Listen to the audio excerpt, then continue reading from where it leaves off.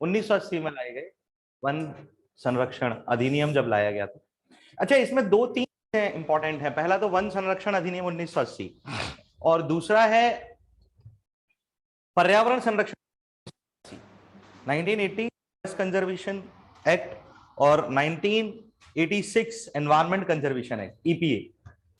नहीं समझे? एक है FPA sorry FCA forest conservation act और एनवायरमेंट प्रोटेक्शन एक्ट है ना ईपीए। ये दो चीजें आपके लिए जरूरी है यहाँ पर, और दोनों को पढ़ करके ही फिर हम इन रूल्स पर जाएंगे। इन रूल्स में ज्यादा कुछ खास किया नहीं गया। इन रूल्स में ईपीए को फिर से रिवाइज किया गया। EPA that means environment protection act किया गया है तो 1986 में पहली बार लाया था। And that is a constitutional process because environment protection act was brought under article 253 of the constitution of India. भारतीय संविधान के अनुच्छेद 253 का हिस्सा था। 253 is subjected to part 7, 8, 9, 10, 11, part 10, part 11, भाग 11 बच गए तो फिर 12। 11 is about the right to properties. नहीं, division of powers between center and state.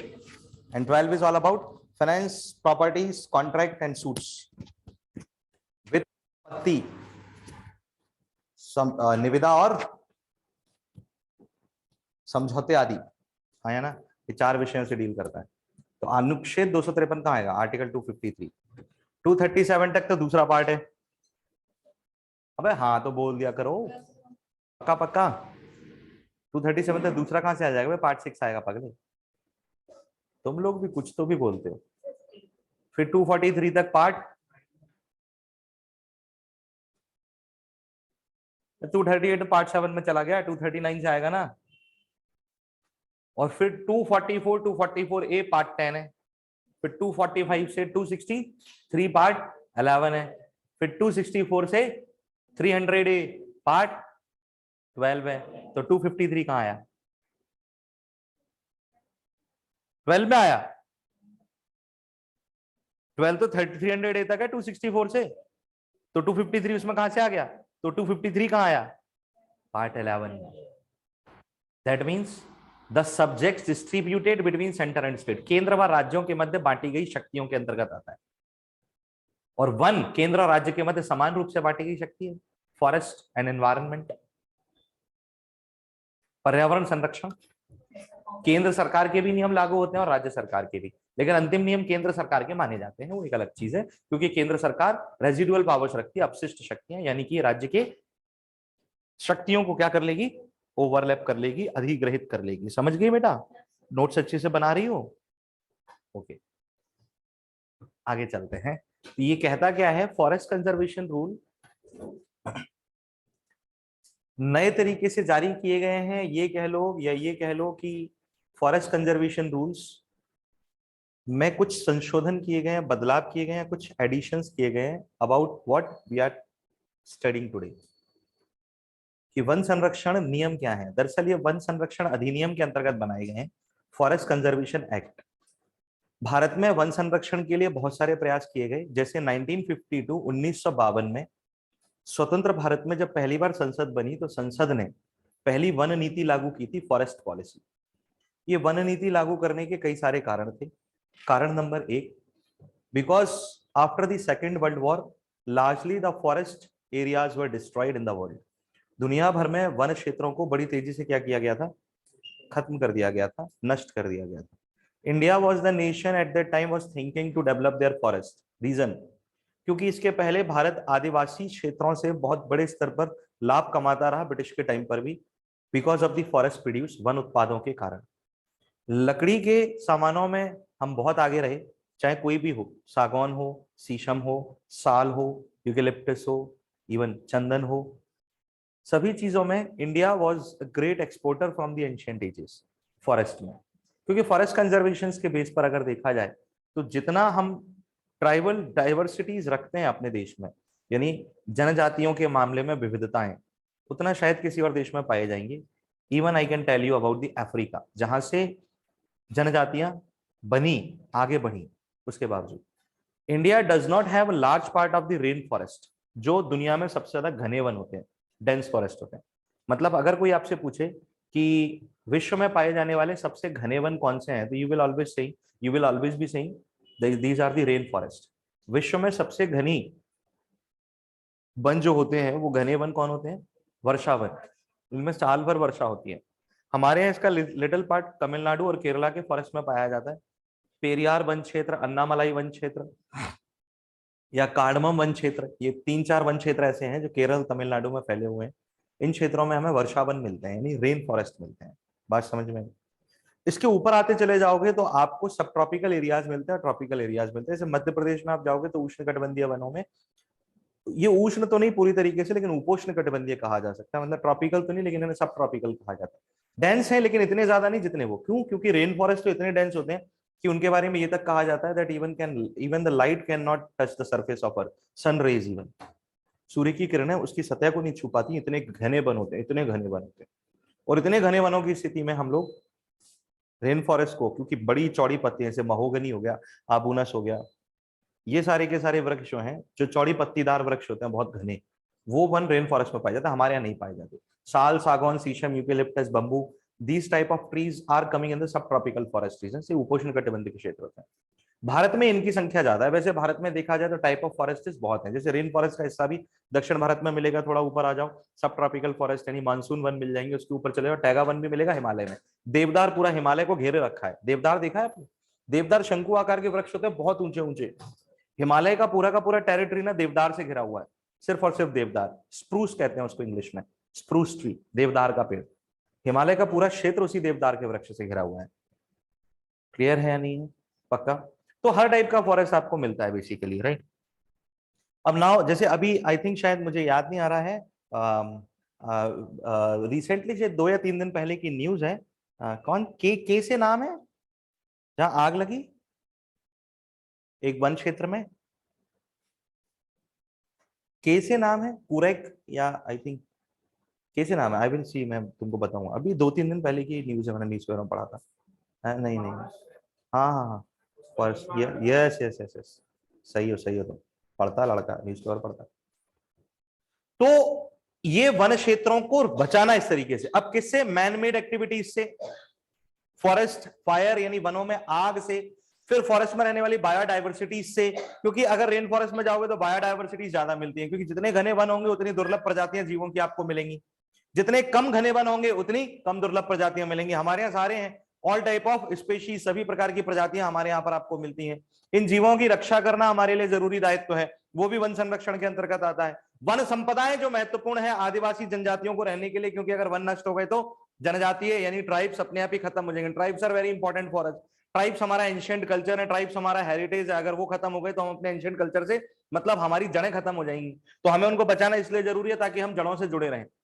हाँ है ना, ancient arts, ancient science, ancient histories, ancient हमारे जितने भी माइथोलॉजीज हैं, या एंशिएंट जो हमारी टेक्निक्स थी वी आर यूजिंग, वो हम उन्हीं से सीखते हैं, वही उस परंपरा को आगे बढ़ा रहे हैं। अगर वही खत्म हो गए तो क्या मतलब? तो उन्हें भी राइट टू फॉरेस्ट दिया गया है, वनों का अधिकार दिया गया है फॉरेस्ट ट्राइब्स को, जो जंगलों में रहने वाली जनजातियां, आदिवासी लोग हैं उनको। इन सब चीजों को देखते हुए भारत में 1980 में सबसे पहले कानूनी रूप से संवैधानिक प्रयास किया गया, एक कॉन्स्टिट्यूशनल एफर्ट किया गया, या स्टैच्यूरी एफर्ट कहें, विधिक प्रयास किया गया, जिसके अंतर्गत वन संरक्षण अधिनियम लाया गया, फॉरेस्ट कंजर्वेशन एक्ट लाया गया, दैट वाज इन 1980। और 1980 में इसको जो बनाया गया उसका सीधा सीधा उद्देश्य था वनों का संरक्षण। 2002 में इसे रिवाइज भी किया गया, और अब 2022 में इसे फिर से एक बार रिवाइज किया गया है कि इसमें क्या नई चीजें जोड़नी चाहिए और क्या नई चीजें हटा देनी चाहिए। This is mainly based on the recommendations of NGT, that stands for national green tribunal. 2010 में स्थापित किया गया एक ऐसा क्वासी जुडिशियल बॉडी था, अर्ध न्यायिक निकाय था, जिसे वनों की रक्षा के लिए जारी किया गया। जैसे अगर आपके अधिकार का कोई हनन कर दे तो आप उच्च न्यायालय या उच्चतम न्यायालय यानी कि हाई कोर्ट और सुप्रीम कोर्ट जाने के अधिकारी हैं, वैसे ही वनों के अधिकार का कोई हनन कर दे तो नेशनल ग्रीन ट्रिब्यूनल एक ऐसा कोर्ट यानी न्यायालय है जिसमें उसके खिलाफ अपील सुनी जा सकती है। बात समझे या नहीं समझे? तो in this way we have to study this forest conservation rules, क्योंकि ये नियम किस अधिनियम के अंतर्गत जारी किए जाते हैं, तो आप बताओगे ये नियम फॉरेस्ट कंजर्वेशन एक्ट यानी कि वन संरक्षण अधिनियम 1980 के अंतर्गत जारी किए जाते हैं। The question can be asked that under which act the forest conservation rules 2020 were launched and now, अगर आपको ऑप्शन दे दिए जाएं तो आपको ऑप्शन में दे दिया जाए वन्य जीव संरक्षण अधिनियम 1972, पर्यावरण संरक्षण अधिनियम 1986, वन संरक्षण अधिनियम 1980, उपरोक्त सभी। यू विल से वन संरक्षण अधिनियम 1980। एनवायरमेंट प्रोटेक्शन एक्ट 1986 गलत है, वाइल्ड लाइफ प्रोटेक्शन एक्ट 1972 गलत है, and then comes forest conservation act 1980 सही है। बात समझ में आई या नहीं आई? पक्का पक्का। चलो इसको देखते हैं, देखते क्या है, इसको तो सीधे लिख ही लेते हैं क्योंकि समझाने वाली बात तो मैंने तुमको बता दी। ओके, ये कहता है that this rule has been issued by the Ministry of Environment, Forest and Climate Change, MOEFCC, Bharat में पर्यावरण, वन और जलवायु परिवर्तन मंत्रालय। इसे पहले वन मंत्रालय के नाम से जाना जाता था, बाद में इसमें एनवायरमेंट शब्द जोड़ दिया गया और फिर क्लाइमेट चेंज को भी बाद में जोड़ा गया। तो अब ये मंत्रालय पूरी तरीके से क्या कहलाता है? पर्यावरण, वन एवं जलवायु परिवर्तन मंत्रालय। बोलो हाँ, लिख लें। यह नियम पर्यावरण, वन एवं जलवायु मंत्रालय, पर्यावरण, वन एवं जलवायु मंत्रालय, यह नियम पर्यावरण, वन एवं जलवायु मंत्रालय, जलवायु परिवर्तन मंत्रालय के द्वारा जारी किए गए हैं। जलवायु परिवर्तन मंत्रालय, परिवर्तन मंत्रालय के द्वारा जारी किए गए हैं, के द्वारा जारी किए गए हैं, जारी किए गए हैं।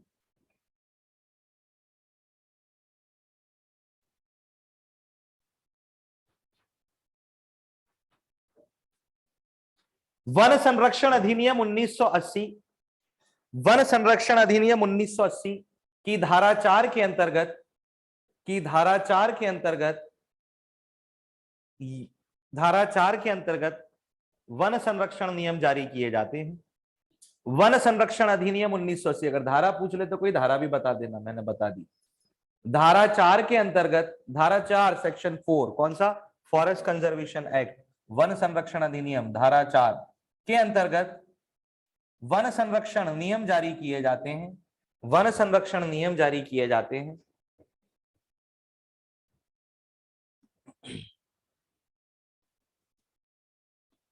जो कि इसके पूर्व 2003 में जारी किए गए नियमों, जो कि इसके पूर्व 2003 में जारी किए गए नियमों, 2003 में जारी किए गए नियमों का अधिग्रहण करेंगे। 2003 में जारी किए गए नियमों का अधिग्रहण करेंगे। ये 2002-2003 में लाए गए। मेरी बात जरा यहां सुनना, थोड़ी देर के लिए पेन रोकना। कहने का मेरा मतलब क्या है? Suppression of the forest conservation rules 2003, ये जब बनाए गए थे तो ये भी धारा 4 के अंतर्गत आए थे, क्योंकि सेक्शन 4 ऑफ दिस एक्ट, इस कानून की धारा 4 सीधे तौर पर ये कहती है कि वन संरक्षण या पर्यावरण संरक्षण के लिए हम नियम जारी करेंगे। इस अधिनियम में लिखा है, राज्य को ये शक्ति है, राज्य यानी कि सरकार, स्टेट यानी कि गवर्नमेंट को ये पावर है। बात समझ में आई या नहीं आई? और सुनो मेरी बात ध्यान से, सप्रेशन ऑफ दीज रूल्स का मतलब है कि इसके पहले 1980 में सर्वप्रथम वन संरक्षण नियम 2002-2003 में जारी किए गए। अब क्योंकि 2022 में दोबारा जारी किए गए हैं तो 2003 वालों को वो, और अब ये लागू हो जाएंगे, क्योंकि पिछले वालों का क्या मूल, तो उनको इसी में इंक्लूड करके संशोधित कर 2022 बना दिया गया। ये है मीनिंग। बात समझ में आई या नहीं आई? अरे बोल देते कम से कम। Very good. तो ये भारत सरकार का एक इनिशिएटिव है, it is a kind of initiative of the government of India. एक पहल भारत सरकार द्वारा ली गई to conserve our environment, to conserve our forest, to conserve our wild life, to conserve our many forest produce, so that the India can grow in the forest as well as to conserve the environment, because Ministry of Environment, Forest and Climate Change has the greatest responsibility on a global level, because India is working for the reducing climate change conditions in the world in a very fast speed.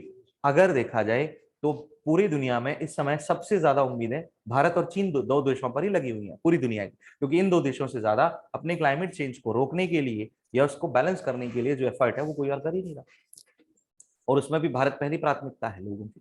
हाँ you know, हाँ you know, बोलता नहीं है। दवाई लो बढ़ापे की। जाना आज new market देखा है, राशन पर अच्छा रहा, वहां पे एक दुकान है लक्ष्मी औषधि भंडार, वहां जाना, बोलना, बोले सर ने भेजा है, अच्छा कोचिंग का नाम बता दो, तो तुम्हें दवाई दे देगा बुढ़ापे की। बुढ़ापा यही है अब क्या है, स्टूडेंट लाइफ का, आपके जीवन भर पढ़ते रहोगे क्या? ये सिलेक्शन, उसके बाद तो घर पे आग उगलोगे, बोले अब क्या जान दे दूं मैं, पढ़ पढ़ के हो तो गया, आप क्या पढ़ते ही रहो जिंदगी भर? अच्छा पढ़ते रहोगे जिंदगी भर?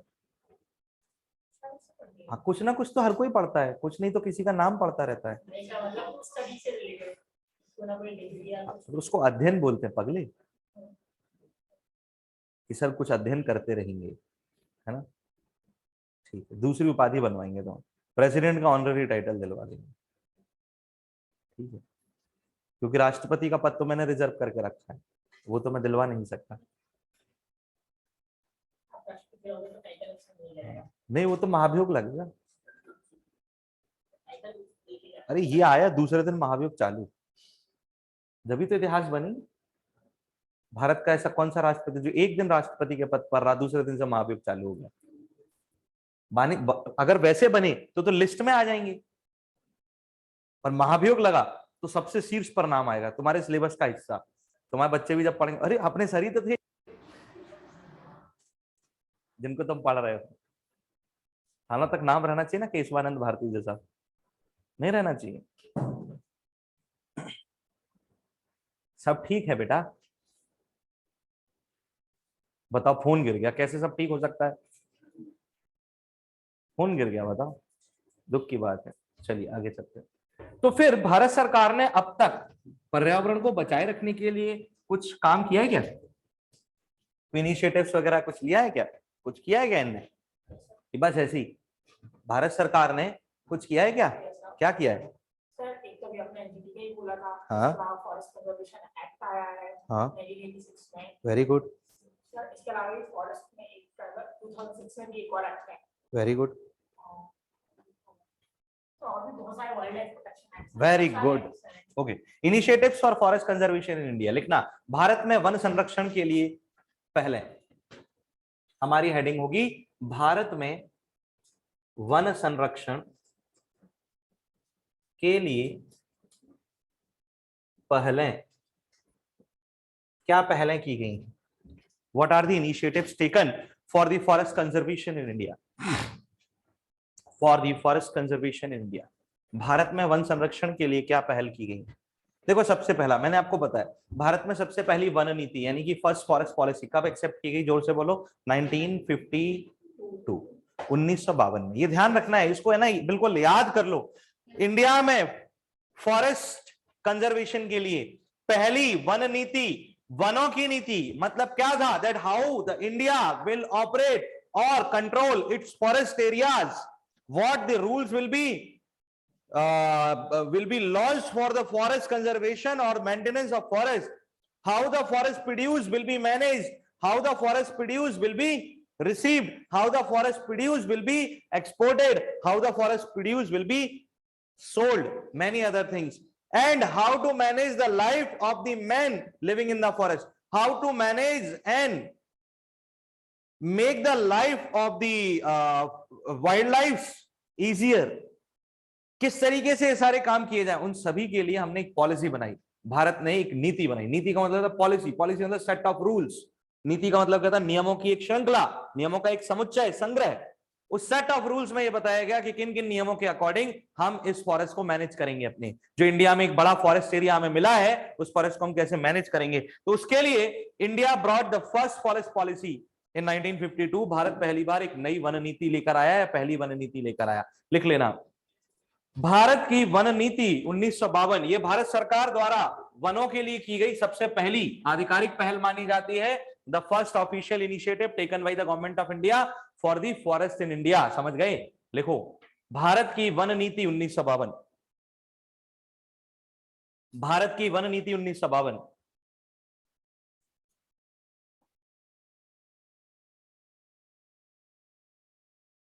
इसमें क्या कहा गया है देखो, लिखो जरा। इसमें ये कहता है this include a provision to increase the forest cover to 1/3 of the total land area. लिखना, इसमें इस बात को शामिल किया गया कि, इसमें इस बात को शामिल किया गया कि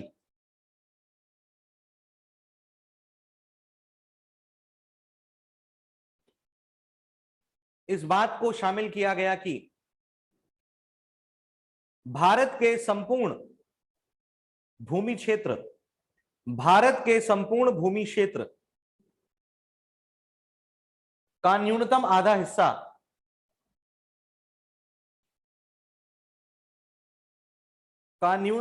हिस्सा वनों से ढका हुआ होना चाहिए, वनों से ढका हुआ होना चाहिए, ढका हुआ होना चाहिए। लिख लिया बेटा? अब काट दो। जे सो रहे हैं तो मैं क्या करूं? मैंने तो अभी बताया था 1/3, वो आधा लिख रहे हैं। और मेरा क्या, मैं तो कुछ भी बोलता रहता हूं। तो मैं सुन के लिखना चाहिए, तुम सो रहे हो लिखते हुए, इसमें मेरी गलती नहीं है। आधा हिस्सा थोड़ी है, 1/3 हिस्सा है वो। कुछ भी लिख रहे हो ऐसी। कल को मैं बोल दूंगा देश के पहले प्रधानमंत्री शाहरुख खान थे, तुम लिख लोगे, तुम्हारा क्या भरोसा।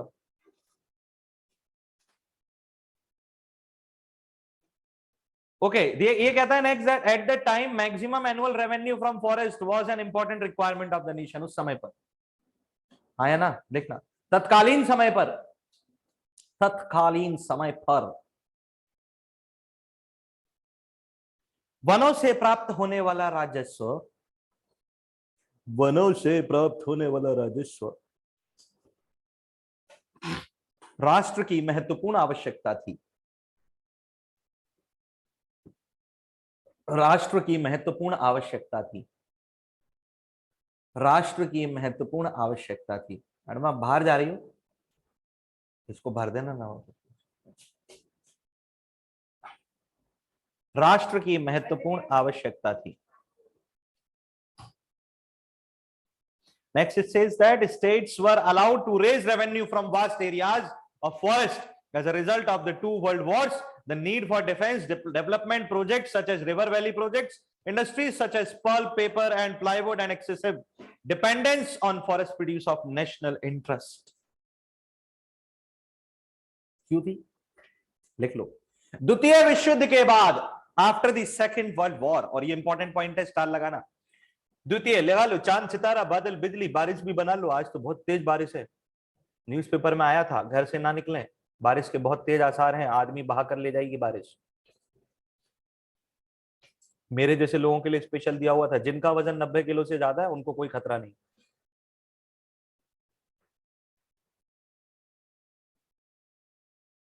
द्वितीय विश्व युद्ध के बाद संपूर्ण विश्व में विकास कार्यों जैसे, संपूर्ण विश्व में विकास कार्यों जैसे नदी घाटी परियोजनाओं, उद्योगों, नदी घाटी परियोजनाओं, उद्योगों जैसे पल्प, पेपर, प्लाईवुड, उद्योगों जैसे पल्प, पेपर, प्लाईवुड और रक्षा कार्यों में, और रक्षा कार्यों में, और रक्षा कार्यों में, रक्षा कार्यों में वन उत्पादों की उपयोगिता बढ़ गई, वन उत्पादों की उपयोगिता बढ़ गई, वन उत्पादों की उपयोगिता बढ़ गई। और तमाम सरकारों ने वनों की कटाई कर, तमाम सरकारों ने वनों की कटाई कर अपने राजस्व में वृद्धि की। मौके पर चौका लगाना कहते हैं इसे। नहीं समझे मेरी बात? हमें इस नीति की आवश्यकता का सबसे बड़ा कारण ये था।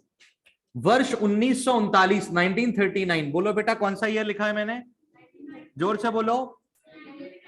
से लेकर के 1944 या 45 लिख सकते हो, लास्ट सरेंडर तक। The second world war was going on, द्वितीय विश्व युद्ध चल रहा था, हाँ या ना? और इस सेकेंड वर्ल्ड वॉर में बहुत बड़े स्तर पर 3 महाद्वीपों को सबसे ज्यादा नुकसान हुआ। पहला था यूरोप, दूसरे नंबर पर आता था एशिया, एक्टिवली पार्टिसिपेटेड, और तीसरे नंबर पर अफ्रीका।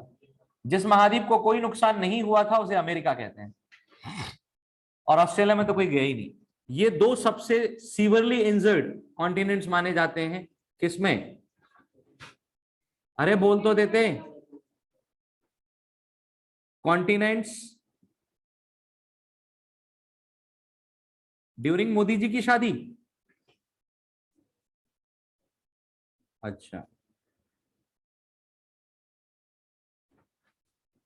हाँ या ना? क्यों, कैसे? इन महाद्वीपों में युद्ध के चलते इंडस्ट्रियलाइजेशन पूरी तरीके से रुक गया था। नहीं मानते आप इस बात को? इन महाद्वीपों में इंफ्रास्ट्रक्चर यानी कि अधोसंरचनाएं, सड़क, पुल, इमारतें, सारी की सारी चीजें ध्वस्त हो चुकी थी, घर तोड़ दिए गए थे। अनप्रोटोकॉल्ड वॉर था, लाइक रशिया एंड यूक्रेन, जैसे यूक्रेन तहस नहस हुआ है। बोलो हाँ। ओके।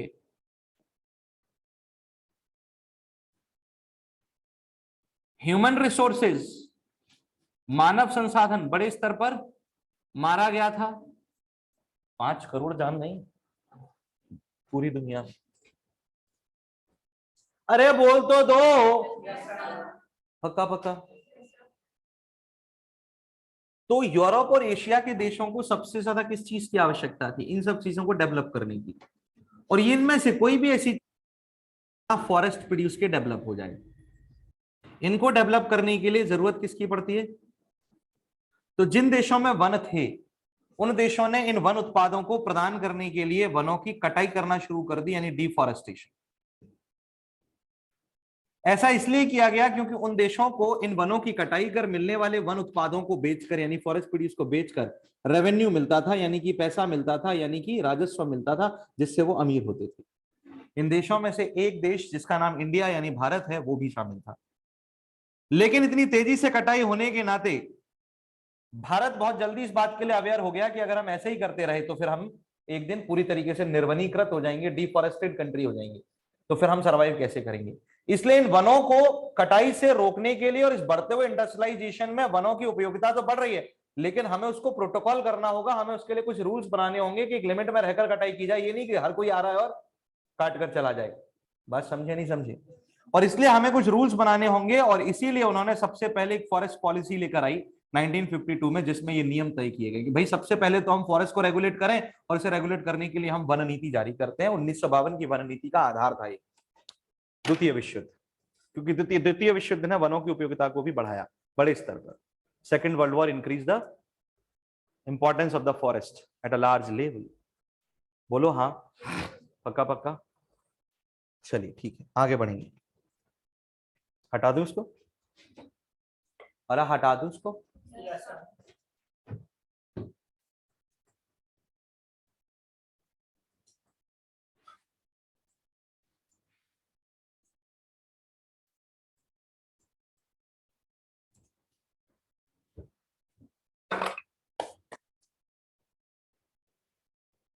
इंडियन फॉरेस्ट पॉलिसी 1952 के बाद next forest conservation act 1980, one संरक्षण अधिनियम 1980।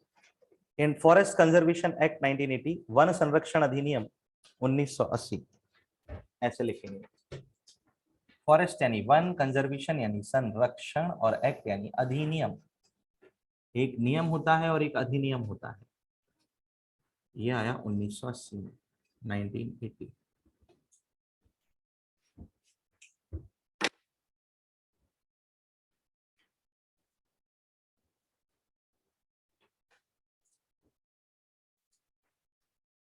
ये कहता है the forest conservation act 1980 stipulated that central permission is required to practice sustainable agroforestry in forested areas. Further violations or lack of permit was considered as an offense. It aimed to limit deforestation, conserve biodiversity, and save wildlife.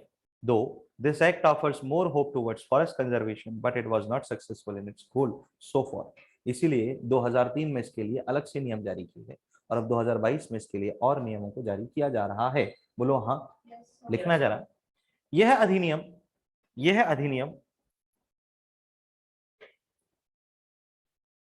केंद्रीय अनुमतियों के साथ लागू किया गया, जिसके अंतर्गत केंद्रीय अनुमतियों के साथ लागू किया गया, जिसके अंतर्गत जिसके अंतर्गत वन क्षेत्रों में होने वाली कृषि, वन क्षेत्रों में होने वाली कृषि, वन क्षेत्रों में होने वाली कृषि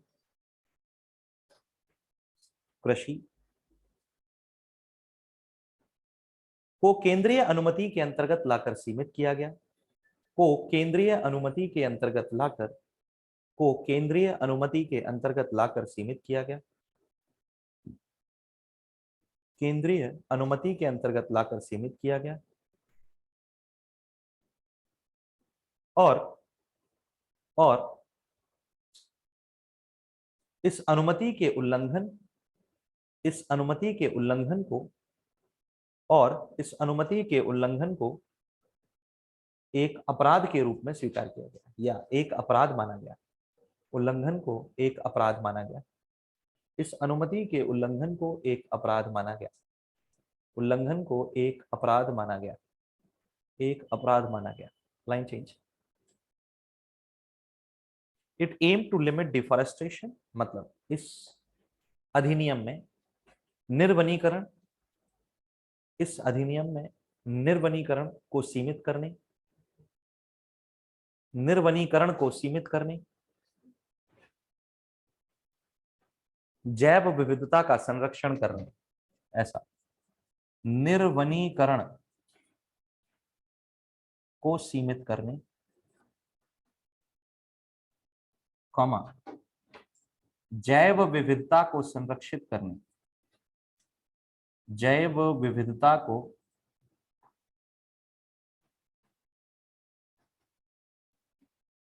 संरक्षित करने और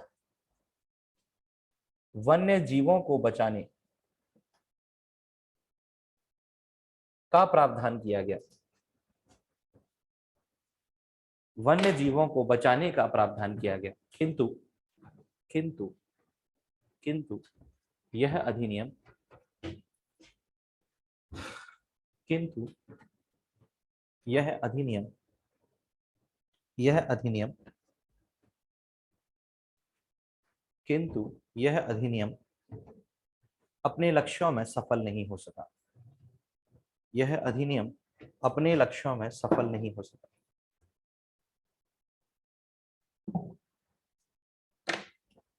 बेटा क्लियर है? आगे चलें। तो दूसरी पहल आई, that is national forest policy 1988।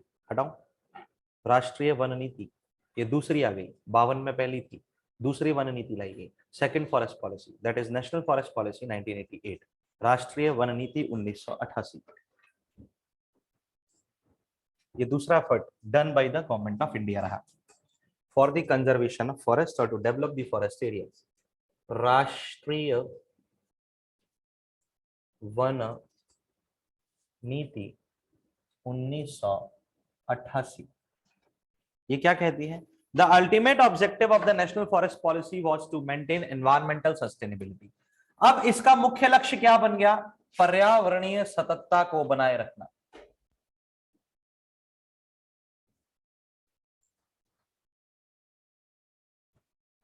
And ecological balance, साथ ही साथ पारिस्थितिकी संतुलन को बनाए रखना। किसको बनाए रखना? पारिस्थितिकी संतुलन। पारिस्थितिकी क्या होती है? पारिस्थितिकी यानी परि और स्थितिकी, या परिस्थिति से बना है। परि मतलब चारों ओर, स्थिति यानी तुम्हारे ओर, जो स्थिति में तुम हो, तुम्हारे चारों ओर की पर्यावरण को पारिस्थितिकी कहते हैं। जैसे मेरे लिए तुम लोग मेरी पारिस्थितिकी में हो, मैं तुम्हारे लिए तुम्हारी पारिस्थितिकी में हूं। हमारे चारों ओर हवा हमारी पारिस्थितिकी है, ये एसी हमारी पारिस्थितिकी, एवरीथिंग। अगर इस क्लास में कुत्ते को लाके खड़ा कर दिया जाए, वो भी हमारी पारिस्थितिकी में आ जाएगा। हर किसी की अपनी एक पारिस्थितिकी होती है। कुछ पारिस्थितिकियां मिली जुली होती हैं, कुछ पारिस्थितिकियां इकोलॉजीज मिली जुली ना होकर के एक सिंगल फिनोमेनन शो करती हैं, है ना? समझे नहीं सर? जैसे चिड़ियाओं का झुंड एक पारिस्थितिकी तो है, जैसे कि एक वृक्ष अपने आप में एक पारिस्थितिकी है। उस वृक्ष की पारिस्थितिकी में कुछ बहुत सारी चीजें हो सकती हैं। फल हो सकते हैं, वृक्ष पर कीड़े मकोड़े हो सकते हैं, वृक्ष पर सांप भी हो सकते हैं, वृक्ष पर बर्ड्स भी हो सकते हैं, उसकी छांव में बैठे मनुष्य भी हो सकते हैं। Many other can be the part of that ecology. हाँ या ना? ये पारिस्थितिकियां कहलाती है through conservation of forest as a natural heritage. क्योंकि वनों को इसमें क्या माना गया है? प्राकृतिक संपदा। क्या माना गया है? प्राकृतिक संपदा, विरासत माना गया है। वन हमारी क्या है? प्राकृतिक विरासत है। This made a very significant and clear shift from commercial concerns to the ecological role. क्योंकि वनों के लिए जो हमने वाणिज्यिक सोच पैदा कर ली, व्यापारिक सोच, कमर्शियल थिंकिंग डेवलप की कि वनों से हम लाभ कमाएं, तो ये हम बहुत गलत करते हैं। क्योंकि कोई भी इंसान कभी विरासत से लाभ नहीं कमा सकता। अगर आपके पिता आपको अपना घर विरासत में देके गए थे और आप उसी घर को किराए पर चढ़ाने पर तुले हुए हो या बेचने पर तुले हुए, तो अच्छी चीज नहीं है, क्योंकि वो आपकी विरासत है। विरासत का संरक्षण किया जाता है, उसे बेचा नहीं जाता, उसका व्यवसाय नहीं किया जाता। व्यवसाय करना है तो खुद मेहनत करो और अपनी विरासत को बनाओ और उसका व्यवसाय कर लो। अपने माता पिता की विरासत का कोई व्यवसाय, और विरासत क्या होता है? वो जो हमारे पूर्वजों से हमें मिलती है। ये वन वही विरासत है जो हमारे मानवीय पूर्वजों ने हमें सौंपी है, और हम उनके द्वारा बनाई गई इस विरासत का दोहन कर रहे हैं, यानी कि हम मानवीयता से नीचे गिरा हुआ एक कृत्य कर रहे हैं। We are doing the action which is below than the level of humanity. हाँ या ना? जिस दिन दुनिया के लोगों को यह बात समझ में आ गई कि वन हमारी प्राकृतिक विरासत है जो हमारे पूर्वजों ने हमें दिए हैं, तो हमें ये बात समझ में आ जाएगी, या इस देश के या पूरी पृथ्वी के सारी लोगों को ये बात समझ में आ जाएगी कि हम वनों से व्यवसाय नहीं कर सकते और हमें इस लालच को रोकना पड़ेगा। क्योंकि नीति या एथिक्स ये नहीं कहता, नीति या एथिक्स कहता है कि विरासत का व्यवसाय नहीं होता, विरासत का दोहन नहीं होता, विरासत को बेचा नहीं जा सकता, विरासत का संरक्षण किया जाता है। Heritage is always to be conserved. हाँ या ना? हाँ या ना? और जो व्यक्ति ऐसा कर रहे हैं, इसका मतलब वो मानवता के स्तर से नीचे गिरे हुए हैं, क्योंकि मानवता की नीति ये नहीं कहती। बोलो हाँ। This made a very significant and clear shift from commercial concerns to the ecological role of forest. यानी कि ये वाणिज्यिक सोच या कंसर्न से इसे इकोलॉजिकल रोल को इंपॉर्टेंट बनाएगी, यानी पारिस्थितिकी की भूमिका को अहम बनाती है। And a focus on participatory management, और हमारे योगदान, संयुक्त योगदान के इस प्रबंधन को आगे बढ़ाएगी। It advises a target of covering 33 of the country's geographical area with forest and trees. And what is this 33%? We were talking about 1/3 according to the first forest policy of 1952. याद करो, पहली लाइन यही थी। प्रथम one नीति में ये कहा गया कि देश का लगभग 1/3 भाग क्या होना चाहिए? वनों से घिरा हुआ, यानी कि 33.33% भाग। वही हमने यहाँ लिखा हुआ है कि देश का न्यूनतम 33.33% भाग क्या होना चाहिए, और इसे तो एनजीटी ने भी दोहराया है। दुनिया को संतुलित रखने के लिए दुनिया के कुल क्षेत्रफल के न्यूनतम 33% हिस्से पर क्या हो? वन हो। To conserve the world we must rise at least 33% part of the world with the forest cover, otherwise we will be losing this world one day. हाँ या ना? और ये कोई बहुत बड़ा लक्ष्य नहीं है अगर मानव अपनी पे आ जाए तो। अगर इंसान अपनी पे आ जाए तो ये कोई बहुत बड़ा एम नहीं है, बस उसे अपनी आवश्यकताएं थोड़ी संकीर्ण करनी पड़ेंगी। अदरवाइज इससे आवश्यकताएं स्थानांतरित होंगी और ये तुम्हारे ऊपर आके गिर जाएंगी। अब इसको दूसरे तरीके से सोचो। अगर दक्षिण भारतीय राज्य में आने वाले केरल, तमिलनाडु, कर्नाटक, आंध्र प्रदेश, महाराष्ट्र के लोग, मान के चलें इन राज्यों के लोग तेजी से निर्वनीकरण कर रहे हैं, यानी कि वनों को काट रहे हैं, यानी कि डिफॉरेस्टेशन कर रहे हैं, तो उससे इकोलॉजी किसकी बर्बाद होती है? उन लोगों की। बारिश में कमी कहां आएगी? उन लोगों के यहां। सॉइल इरोजन यानी मृदा अपरदन कहां ज्यादा बढ़ेगा? उन लोगों के यहां। किसके आवास नष्ट होंगे? उन लोगों के। किसे कम ऑक्सीजन मिलेगी? उन लोगों को। किनके जीवन की दुर्गम परिस्थितियां, remote conditions of the life बनेंगी? उन लोगों की। और हम उत्तर भारत में बैठकर ये सोचें, अरे जान दो ना, उनको मरने दो, उन्होंने किया, उन्होंने भुगता, अपन क्यों टेंशन लें, अपन यही बैठे रहे। नहीं, आपको उनकी अब मदद करनी पड़ेगी। पूछो क्यों? क्योंकि आप नहीं करोगे तो उनके आवास नष्ट होते हुए उन्हें दिखाई देंगे, तो वो तुम्हारे घरों में घुसेंगे। पहले अपने यहाँ पेड़ काटे, फिर वो तुम्हारे यहाँ के तुम्हारे पेड़ काटेंगे, और ऐसा करके वो तुमको भी अपना जैसा बना देंगे, और फिर तुम भी तीसरे के यहाँ घुसोगे, और फिर तुम भी तीसरे के यहाँ उसके आवासों को नष्ट करोगे, फिर वो तुम तीनों मिलकर चौथे के यहाँ घुसोगे, फिर वो चार मिलकर पांचवें के यहाँ घुसेंगे, और ऐसा करते करते पूरी दुनिया में घुस जाएंगे ये लोग। तो जिसने गलत किया उसके लिए भी हमें एफर्ट्स करने पड़ेंगे। ये समस्या सबसे बड़ी समस्या है। क्योंकि अगर हम अफर्ट नहीं करेंगे तो वो तो इंसान रहा नहीं, वो तो जानवर हो चुका है, और जानवर को आप लिमिट में तो बांध नहीं सकते। And this is the problem कि अगर आपने उस जानवर को वापस, आप उसे इंसानियत सिखा पाओ ना सिखा पाओ, लेकिन इस तरीके के उद्दंड लोगों के लिए भी हम अनुशासित लोगों को प्रयास करना पड़ेगा उनकी जगह, क्योंकि उन्होंने तो जन्म ही इसीलिए लिया है कि भाई साहब हम तो खाना खाते खाते थक जाते हैं, इसलिए फैल के सो जाते हैं। मेहनत हमारी तरफ से भी आप करो, और दुनिया का ये नियम है, अगर आपको अपना जीवन संरक्षित रखना है तो ऐसे लोगों से दो कारण, दो तरीके हैं, या तो आप भी मानवीयता के स्तर से नीचे गिर जाओ और ऐसे लोगों के लिए उचित दंड का प्रावधान कर दो सभी देशों में। अवैध वनों की कटाई करने वाले, अवैध वन उत्पादों को प्राप्त करने वाले लोगों को उन्हीं वनों में ले जाकर गोली मार दी जाए। Very simple. नदियों को, तालाबों को, झीलों को दूषित करने वाले लोग, उन्हें वहीं घाट पर ही गोली मार दी जाए। या तो ऐसे नियम बना पाए, लेकिन इन नियमों को बनाना हमारे सामर्थ्य में नहीं है, क्योंकि हमारे अंदर इंसानियत इतनी भरी पड़ी है कि हमें उनका उपयोग करना पड़ेगा। अंतरराष्ट्रीय स्तर पर मानव अधिकारों का हनन बहुत बड़ा अमानवीय कृत्य माना जाता है, इनह्यूमन वर्क है, तो वो तो हम कर नहीं सकते, और हमारा दिल भी इस बात के लिए गवाही नहीं देता, और वो लोग इसी बात का फायदा उठा रहे हैं। सच टाइप ऑफ, ये जिन्हें मैं बोल रहा हूं इनसिंसियर लोग, पीपल, उद्दंड लोग जो होते हैं। इसीलिए प्रकृति का नियम अब हमसे ये कहता है कि तुम्हें मानवीयता अगर संरक्षित करनी है वनों के साथ, तो इन लोगों के लिए एफर्ट्स तुम्हें करने पड़ेंगे। ये एक काटते हैं तो इनके घर पे जाकर 10 तुम लगाओ, ये कल 10 काटेंगे तो फिर तुम 100 लगाना, तुम अपना काम करना छोड़ दो और इसी चीज के लिए जीवन जियो। सो कॉल्ड पीपल को समाज सेवी कहा जाता है, या फिर नैतिकता के आधार पर एक आंदोलन चला करके लोगों को इसके लिए अवेयर करें। जरूरत है ये चीज सिखाने की लोगों को कि वन तुम्हारी प्राकृतिक विरासत है, उसको बचाओ, अपनी आवश्यकताओं को कम करो। जैसे लैंड रिफॉर्म एक्ट लाना, आदमी का लालच, उसने ये सब किया ना। भूमि सुधार कानून लाना चाहिए भारत में, वैसे सबसे बड़ी चीज भारत नहीं पूरी दुनिया में होना चाहिए एक लैंड रिफॉर्म लॉ। एक लैंड रिफॉर्म लॉ तो ये कि एक व्यक्ति को उसके नाम पर एक सीमित संपत्ति खरीदने का अधिकार दिया जाए, असीमित नहीं। अनलिमिटेड प्रॉपर्टी खरीदी जा रही है, ये गलत है। एक आदमी के पास 10 प्लॉट्स होते हैं एक ही शहर में, ना घर बना रहा उनपे, ना किसी को बेचता, पड़े रहने देता है, कहता मैंने निवेश किया है, मेरी पुश्तें खाएंगी इनको। अरे तो तेरी पुश्तें अगर बैठ के खाएंगी तो वो मेहनत कब करेंगी? असीमित संपत्ति बनाने से रोकना सबसे महत्वपूर्ण है। अगर आप बैलेंस डिस्ट्रीब्यूशन ऑफ इनकम लाना चाहते हो, इम्बैलेंस डिस्ट्रीब्यूशन ऑफ इनकम, आय में असमानता को कम करना चाहते हो, तो आपको एक लैंड रिफॉर्म लाना पड़ेगा। असीमित संपत्ति बनाने का ये जो अधिकार लोगों के पास है, उसे लोगों से छीनना पड़ेगा। जरूरी है इसे छीनना। असीमित संपत्ति नहीं होनी चाहिए, अनलिमिटेड प्रॉपर्टी नहीं होनी चाहिए, किसी भी कीमत पर नहीं होनी चाहिए अनलिमिटेड प्रॉपर्टी। बात समझे या नहीं समझे? This is very very important. इसको कॉपी करना जरा।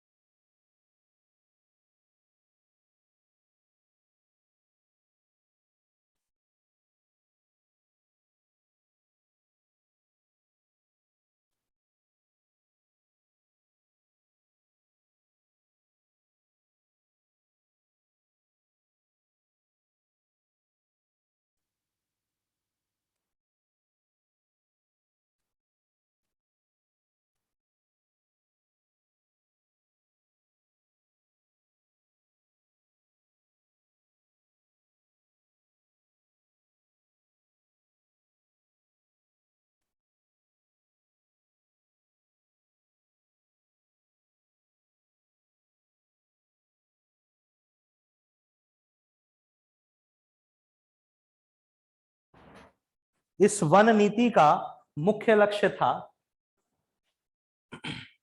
पर्यावरण सततता, पारिस्थितिकी संतुलन और पर्यावरण सततता, पारिस्थितिकी संतुलन और वनों को प्राकृतिक संपदा समझकर उनका प्रबंधन एवं संरक्षण करना या प्रबंधन एवं संतुलन करना। इस नीति ने यह सीधे तौर पर समझाया कि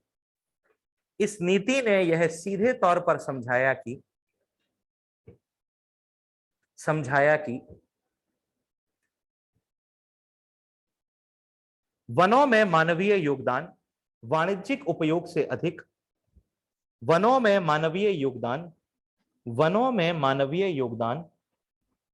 वाणिज्यिक रूप से अधिक पारिस्थितिकी रूप में होना चाहिए।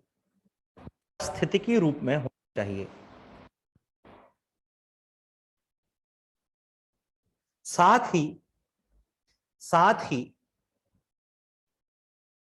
इस नीति ने भारत के न्यूनतम 33% क्षेत्रफल पर वनों की उपस्थिति को महत्वपूर्ण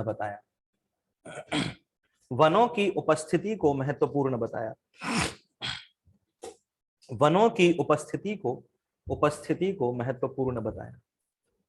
क्लियर है? बोलो पक्का?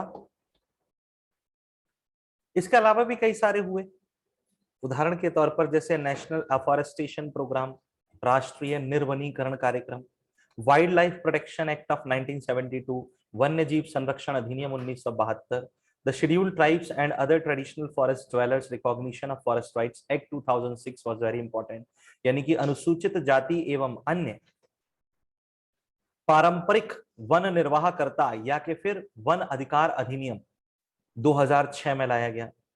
Has been enacted to recognize forest right and occupation of forest land by forest dwelling scheduled tribes and other traditional forest dwellers who have been living in such forests for generations. पीढ़ियों से जो लोग वनों पर ही आश्रित हैं, जिन लोगों ने अपने घर वनों पर बनाए हैं, जो वनों से अपने खाने पीने के उत्पाद प्राप्त करते हैं, फूडिंग प्रोड्यूसेस लेते हैं, दवाइयां जड़ी बूटियां प्राप्त करते हैं, वो डॉक्टरों के पास कभी नहीं जाते, वो वनों के बाहर कभी नहीं आते, उनकी आत्मनिर्भरता, सेल्फ डिपेंडेंसी, सेल्फ रिलायंस उन्हीं फॉरेस्ट पर है। अगर हम वनों की कटाई करके उन लोगों को वहां से विस्थापित कर देते हैं, जिससे हमारे देश में एक बहुत बड़ी सुरक्षा की समस्या जन्म ले गई है, जिसका नाम है नक्सली। इसी वजह से तो बने, क्योंकि ये वन जातियों वाले लोग थे। हमने अपने लालच में वनों से मिलने वाले वृक्षों के लिए या कि फिर उन वृक्षों के नीचे मिट्टी में दबे हुए खनिजों के लिए, यानी कि मिनरल्स, तांबा, मैग्नीज, हीरा, आया ना, कोयला, इन सब चीजों के लिए उनको काटा और इन लोगों को उनके घर से भगा दिया। जिसकी वजह से क्योंकि उनको पीढ़ियों से रहते हुए सिर्फ उसी की आदत थी और वनों में ही वो लोग अपने आप को ज्यादा सुरक्षित महसूस करते थे, वनों के साथ वो बहुत फ्रेंडली थे और उससे वो नष्ट होना चालू हो गए। इसलिए भारत सरकार ने इस बात पर विचार किया कि हम एक वन अधिकार बनाए। वन अधिकार भी एक अधिकार होना चाहिए लोगों का, उन लोगों के लिए जो वनों पर आश्रित हैं। For the classes which are dependent on the forest must get the right to forest, उनके पास वनों का अधिकार होना चाहिए। इसलिए भी अधिनियम लाया गया। बात समझे या नहीं समझे? पक्का? तो लिख लेना। कुछ अन्य प्रयासों में वर्ष 2000 कुछ अन्य प्रयासों के अंतर्गत वर्ष 2000 में राष्ट्रीय निर्वनीकरण कार्यक्रम लाया गया। अन्य प्रयासों में राष्ट्रीय निर्वनीकरण कार्यक्रम लाया गया। 1972 में वन्यजीव संरक्षण अधिनियम, 1986 में पर्यावरण संरक्षण अधिनियम, 1972 में वन्यजीव संरक्षण अधिनियम,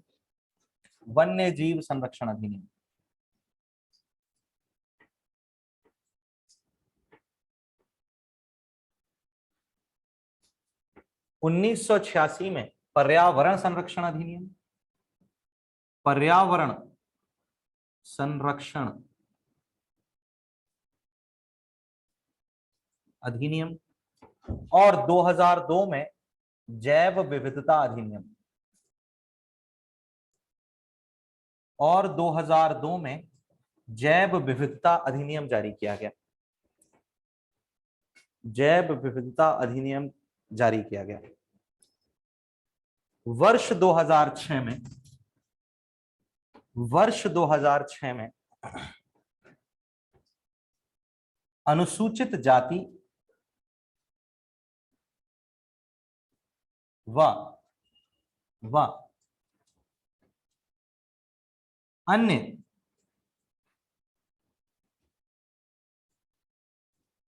पारंपरिक वनवासी वन अधिकार की पहचान अधिनियम जारी किया गया। 2006 अधिनियम जारी किया गया। These were also very important. ये सारे के सारे initiatives maximum of the level पर जाकर मैंने आपको बताया, right? The question can be asked to you from the environment ecology part, right? Please write the initiatives taken by the government of India for the conservation of forest life.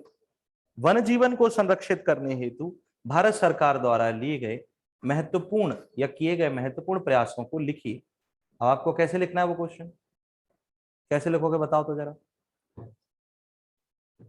मैंने question पूछा अगर कि भारत सरकार द्वारा one जीवन को सुरक्षित या संरक्षित रखने के लिए किए गए प्रयासों को लिखिए।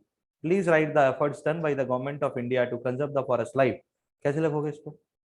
इंट्रोडक्टरी स्टेटमेंट जनरेट करने हैं क्या इसमें? कितने लोगों को लगता है इसमें इंट्रोडक्टरी स्टेटमेंट जनरेट करने हैं? स्टेटमेंट जैसे कि वन हमारे जीवन का महत्वपूर्ण आधार है, वनों की रक्षा हमारे लिए बहुत महत्वपूर्ण है, वन मानव जीवन के लिए बिल्कुल उसी तरह है जिस तरह से ऑक्सीजन, क्योंकि वृक्षों के प्रकाश संश्लेषण की वजह से ही ऑक्सीजन मिलती है। वन जैव विविधता को संरक्षित रखते हैं। इसके अलावा वन हमारे चारों ओर एक सुरक्षित पर्यावरण को बनाते हैं। वन पृथ्वी और पृथ्वी पर रहने वाले संपूर्ण मानव और जीवन के लिए महत्वपूर्ण आवश्यकताएं हैं। इसीलिए इन वनों को संरक्षित रखने हेतु भारत सरकार ने अपनी प्रतिबद्धताओं को दर्शाने के लिए निम्नलिखित प्रयास किए। ये प्रयास इस प्रकार हैं। अब हम इन प्रयासों को लिखने जा रहे हैं। देखिए ये प्रयास किस प्रकार किए गए। आदि आदि आदि।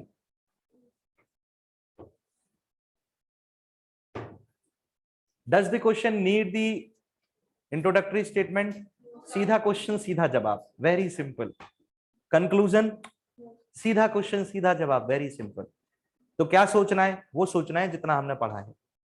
शुरुआत एक ऑर्डर में होनी चाहिए, जिस क्रम में आए उसी क्रम में। तो क्रम हमने क्रम नहीं जमाया है, आप क्रम जमाएंगे। जैसे वन नीति प्रारंभिक 1952, फिर वन नीति के बाद अगला प्रयास वन संरक्षण अधिनियम नहीं है, वन्य जीव संरक्षण अधिनियम 1972, फिर वन्य संरक्षण अधिनियम आएगा 1980, समझ गए? उसके बाद फिर पर्यावरण संरक्षण अधिनियम 1986 आएगा, फिर दूसरी वन नीति 1988 आएगी, समझ गए बात को? फिर 2000 में निर्वनीकरण कार्यक्रम आएगा, समझ गए? उसके बाद 2003 में वन संरक्षण नियम आएंगे, फिर 2006 में ये वन अधिकार अधिनियम आएगा, फिर 2022 में हमारे वन संरक्षण नियम आएंगे। ये क्रम सही रहना चाहिए एज वाइज। क्या बोल रहे?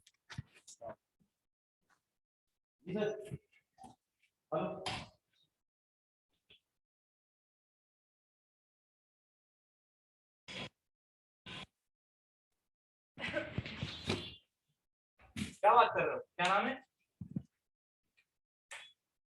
ANHPUM।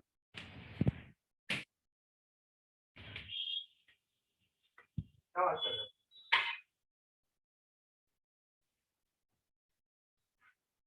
हाँ तो वो ठीक है सर। क्या डेबिट तो नहीं है कंपनी को?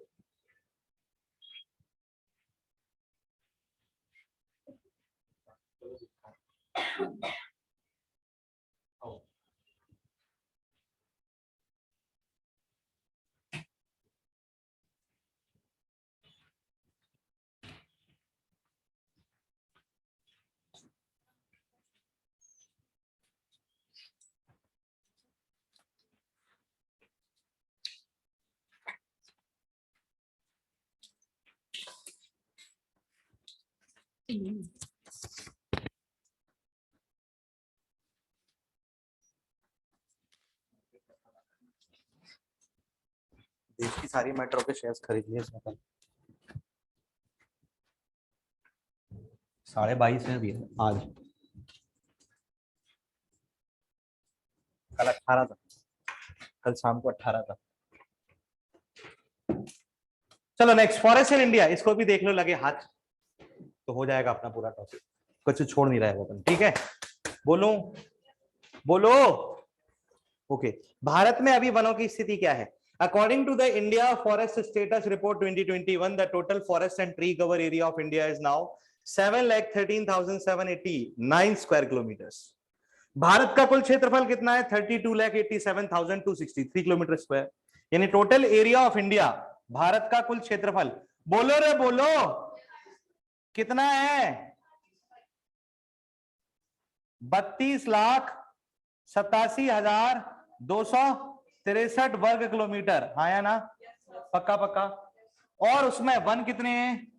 7,13,789, यानी जो हमारे कुल क्षेत्रफल का 21.71% है। होना कितना चाहिए? 33% of the countries geographical area, up from 21.67% 2019। ये फॉरेस्ट स्टेट्स रिपोर्ट 2021 है जो वनों के स्टेटस को शो करती है। Forest cover in area, Madhya Pradesh सबसे ज्यादा है भारत में, अरुणाचल प्रदेश इसके बाद, छत्तीसगढ़, उड़ीसा, महाराष्ट्र, 5 राज्य याद रखने हैं, इन पर क्वेश्चन पूछे जाते हैं, इसलिए 5 ही राज्य इंक्लूडेड है। बोलो हाँ।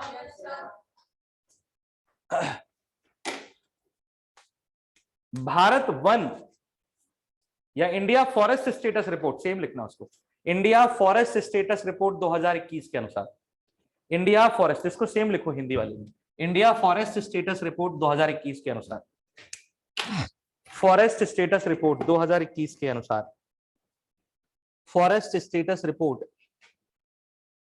2021 के अनुसार, स्टेटस रिपोर्ट 2021 के अनुसार भारत में कुल 7,13,789 वर्ग किलोमीटर, वह स्क्रीन पर लिखा हुआ है, ध्यान रखना, कुल 7,13,789 वर्ग किलोमीटर, 789 वर्ग किलोमीटर क्षेत्रफल पर वन स्थित हैं, जो भारत के संपूर्ण क्षेत्रफल का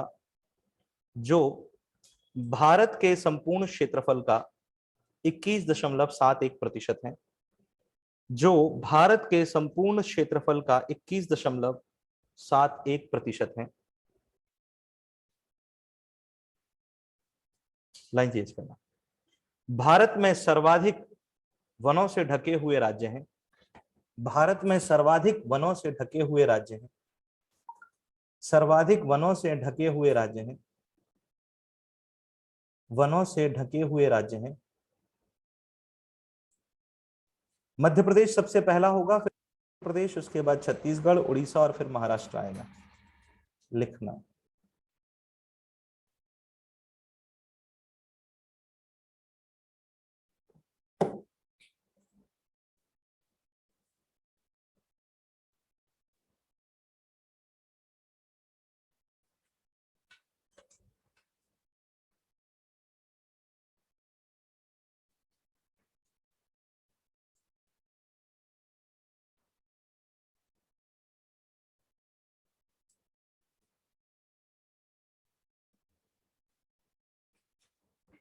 हो गया?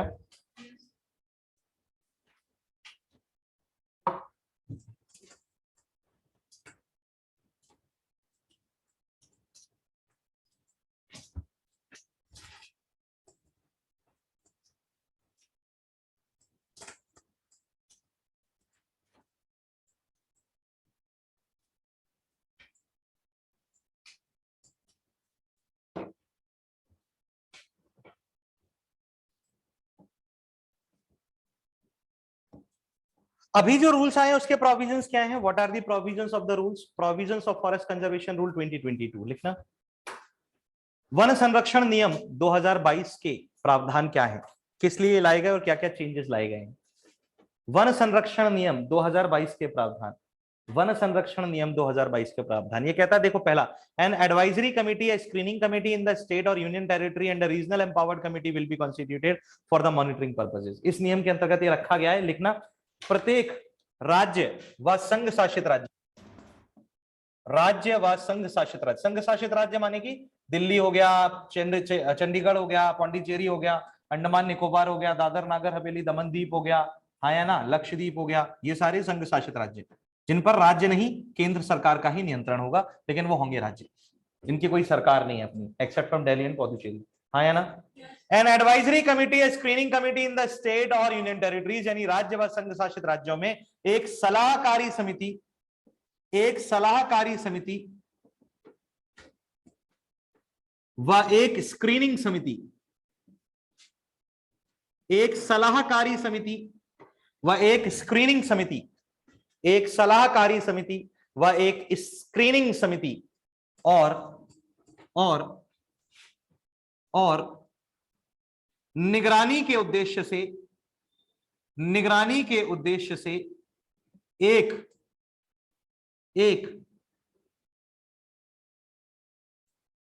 क्षेत्रीय अधिकार या अधिकृत समिति, एक क्षेत्रीय अधिकृत समिति का गठन किया जाएगा, हर एक राज्य में बनेगी।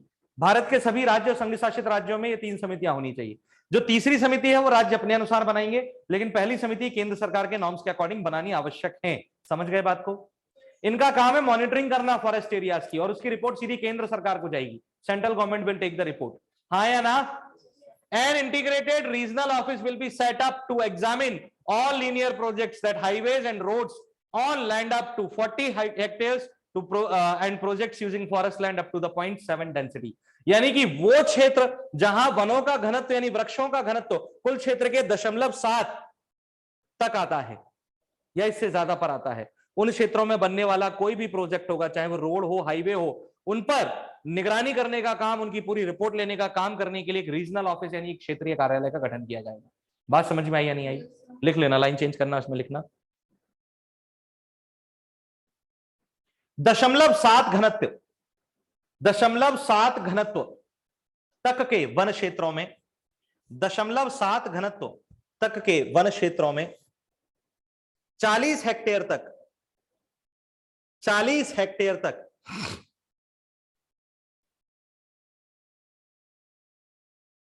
निर्मित होने वाली परियोजनाओं, निर्मित होने वाली परियोजनाओं जैसे हाईवे और रोड, निर्मित होने वाली परियोजनाओं, होने वाली परियोजनाओं जैसे हाईवे और रोड, निर्मित होने वाली परियोजनाओं, परियोजनाओं जैसे हाईवे और रोड, जैसे हाईवे और रोड का परीक्षण करने के लिए एक एकीकृत, का परीक्षण करने के लिए एक एकीकृत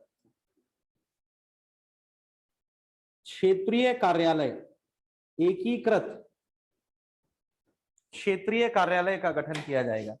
एक एकीकृत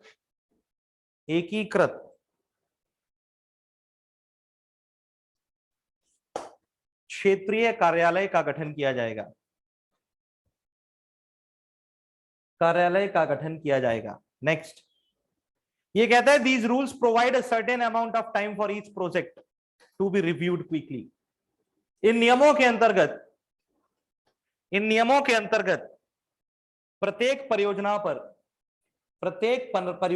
पर पुनरावलोकन के लिए, प्रत्येक परियोजना पर पुनरावलोकन के लिए, प्रत्येक परियोजना पर पुनरावलोकन के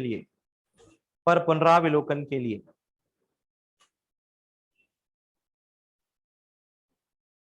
निश्चित समय प्रदान किया जाएगा, निश्चित समय प्रदान किया जाएगा, यानी उतना समय मिल सके ताकि उस परियोजना को समझा जा सके और यह समझा जा सके इस बात का आकलन। आनंद फानन में कोई प्रोजेक्ट लॉन्च नहीं किया जाएगा, क्या कर दीजिए।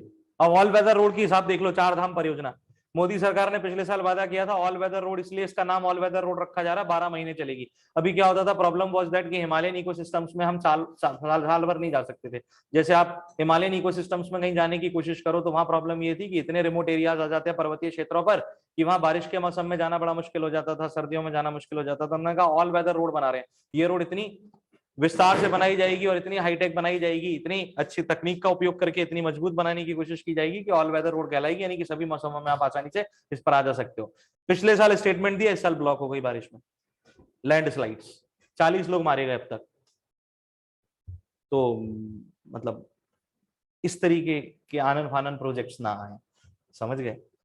एक निश्चित समय सीमा रखी जाएगी और उस पर सोचकर, उस पर पुनर्विचार कर, उसका पुनरावलोकन कर, उसका रिव्यू करके उस प्रोजेक्ट को जारी किया जाए। The states will be responsible for the settlement of forest rights of forest dwellers under the forest rights act 2006, one अधिकार 2006 के वनवासी अधिनियम के अंतर्गत और अनुसूचित जातियां जो वनों में रहती हैं उनके लिए। And this will also allow diversion of the forest land. इसके साथ साथ जो वन क्षेत्र है उसके डाइवर्जन को भी इसमें अलाउ किया गया है, लिख लेना।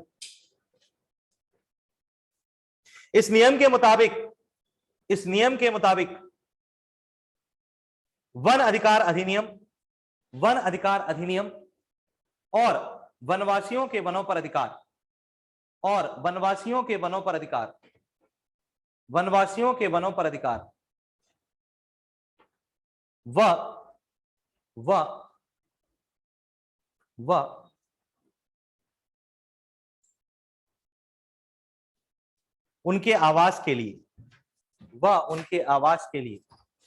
व उनके आवास के लिए राज्य ब्रैकेट में लिखना सरकार जिम्मेदार होगी।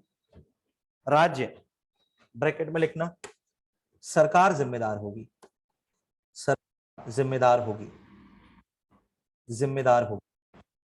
चेंज करना। इस अधिनियम के अंतर्गत, अधिनियम नहीं, नियम, इन नियमों के अंतर्गत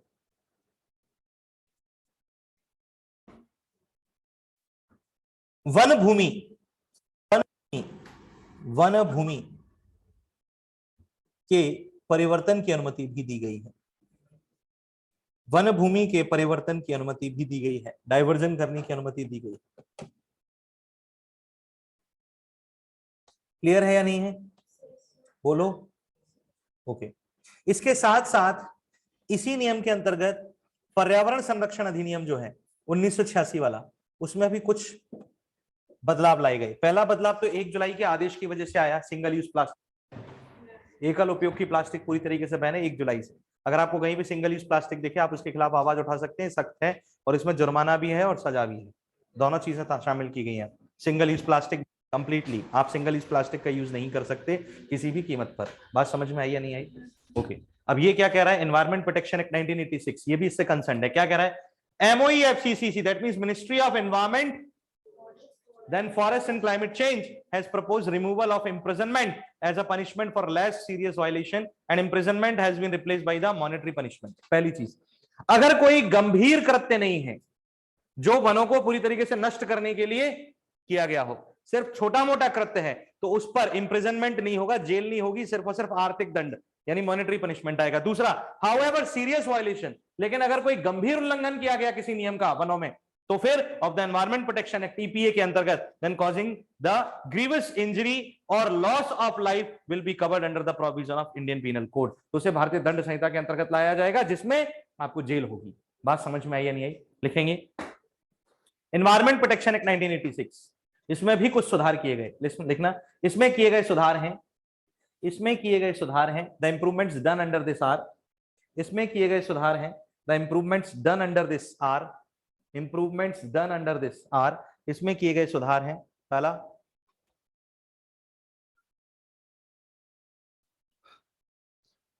वनों के प्रति कम गंभीर नियमों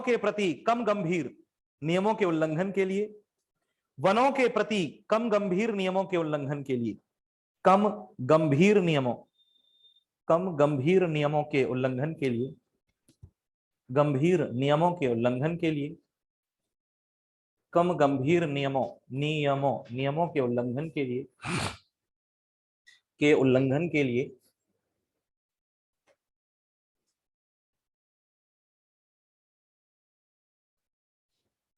कारावास की सजा के स्थान पर सिर्फ आर्थिक सजा होगी। कारावास की सजा के स्थान पर सिर्फ आर्थिक सजा होगी। कारावास की सजा के स्थान पर सिर्फ आर्थिक सजा होगी। सिर्फ आर्थिक सजा होगी। यद्यपि इस अधिनियम के अंतर्गत गंभीर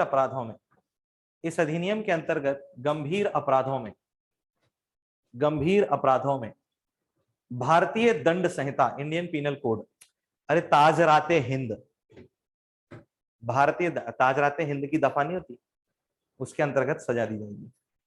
भारतीय दंड संहिता के अंतर्गत सजा दी जाएगी। भारतीय दंड संहिता के अंतर्गत सजा दी जाएगी। समझ गए? अरे बोलो। ओके नाउ हियर देखो जरा, ये पॉइंट इंपॉर्टेंट है, स्टार लगाना। This will be applicable for penal provisions of single use plastic ban. यह एकल यूज प्लास्टिक प्रतिबंधों पर भी लागू होगा।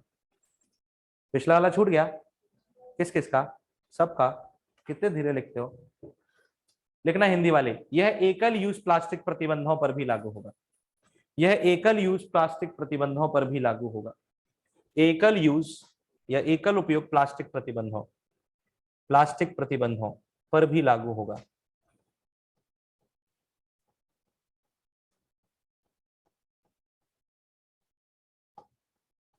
क्लियर है?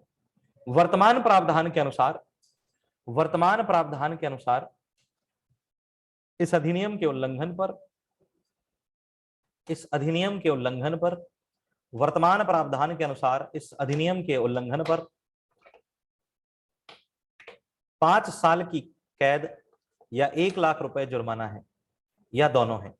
5 साल की कैद या 1 लाख रुपए जुर्माना या दोनों है। अब वो क्या मिलेगा इन या की कंडीशन में, 5 साल की कैद या 1 लाख रुपए जुर्माना या दोनों के दोनों, वो न्यायाधीश तय करता है। जज जैसा बोल दे वैसा। 5 साल की कैद या 1 लाख रुपए जुर्माना या दोनों है।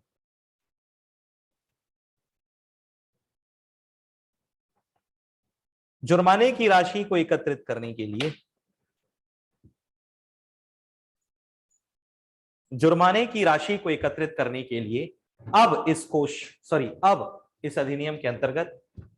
अब इस अधिनियम के अंतर्गत एक पर्यावरण संरक्षण कोष, एनवायरमेंट प्रोटेक्शन फंड, एक पर्यावरण संरक्षण कोष बनाया जाएगा। एक पर्यावरण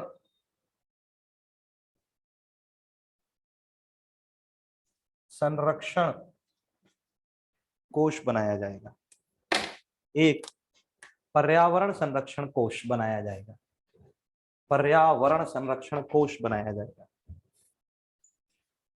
एक पर्यावरण संरक्षण कोष बनाया जाएगा। इसका मतलब ये हो गया कि आप जो जुर्माना कोई देगा जिसने उल्लंघन किया और अदालत ने उसे सजा सुनाई, तो जैसे 1 लाख रुपए कोष गया, तो वो 1 लाख रुपए किस में चला जाएगा जुर्माना? पर्यावरण संरक्षण कोष में। और उस कोष का उपयोग क्या होगा?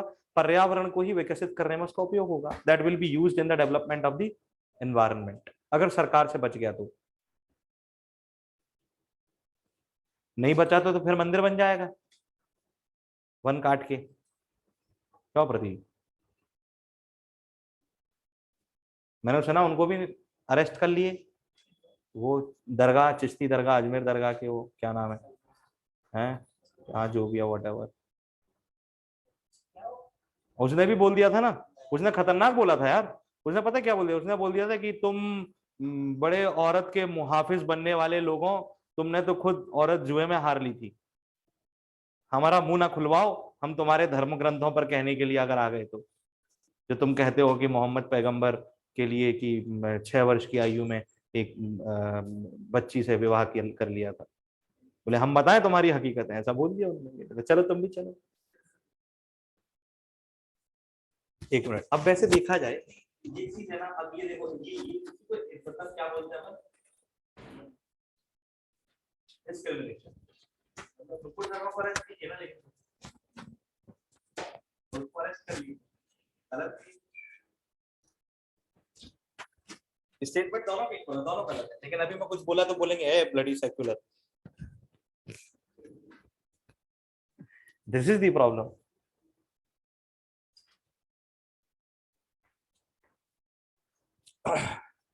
अगर सबके धर्म ग्रंथों को उठाने बैठ गए अपन, इतिहास को, तो ऐसा कोई रिलीजन नहीं है जिसके इतिहास में आपको कुछ ना कुछ नेगेटिव और कुछ ना कुछ पॉजिटिव ना मिले, क्योंकि धर्म शुरू व्यक्ति इंसान से हुआ है। वो इंसान तो गलतियों का पुतला है, हर एक की कहानी में कुछ ना कुछ तो है ही ना मौजूद।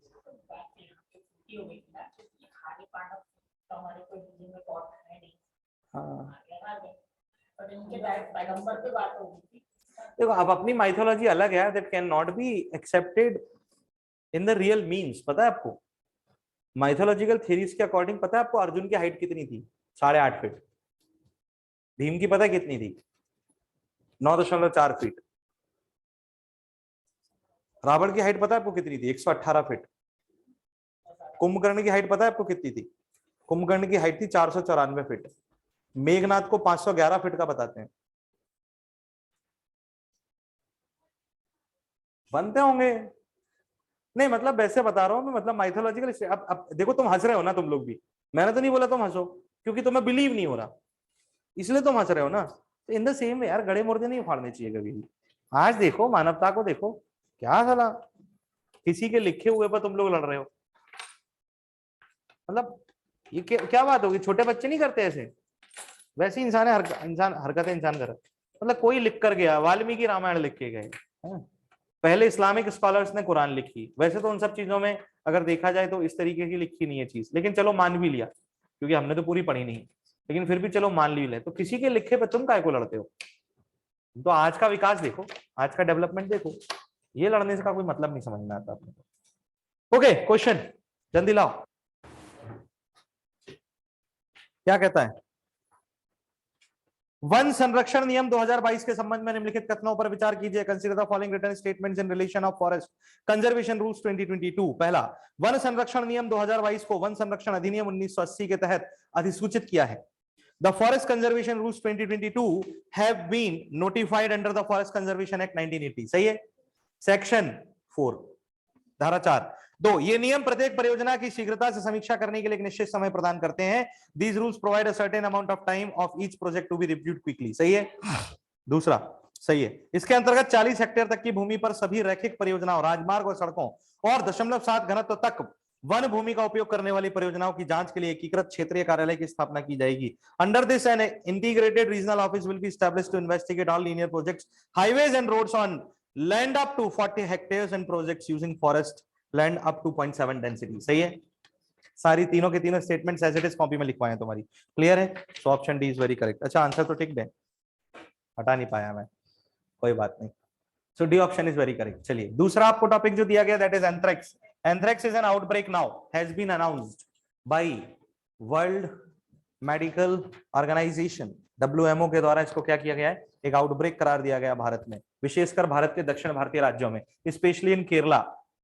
यहाँ के जानवरों में ये बीमारी पाई गई। ये सबसे पहले जानवरों को ही लगती है।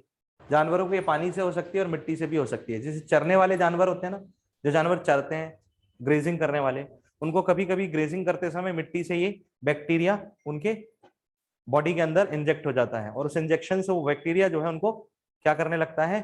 हार्म करने लगता है। इसके सबसे बड़े सिम्टम है बहुत तेज बुखार आना। झुंड में जाने आने वाले या रहने वाले जानवरों में अगर कोई भी जानवर या कुछ जानवर एकदम से मर जाएं, तो ये सबसे बड़ा सिंबल है इसका कि ये एंथ्रेक्स हो सकता है। एंथ्रेक्स बीमारी का सबसे बड़ा सिंबल यही है।